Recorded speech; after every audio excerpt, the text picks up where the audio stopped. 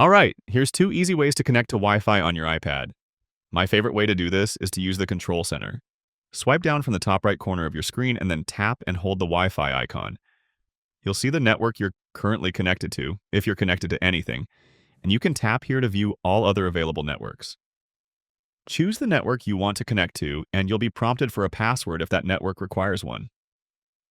Verizon is horrible, by the way. Don't ever get a home internet from them. I speak from experience. Once my internet was slow and they sent me a modem that couldn't be activated, then refused to take it back, and when I force returned it, they chose to charge me $400 for the equipment anyway. So that was fun. Another way to do this is through your settings. Go to Settings, and then from the left sidebar, you'll choose Wi-Fi. You'll see your current network, all available Wi-Fi networks near you, and this is also where you could turn off your Wi-Fi or go in and tell your iPad to disconnect and forget a network you're currently connected to. Click that like button if this helped, and subscribe for more easy guides like this.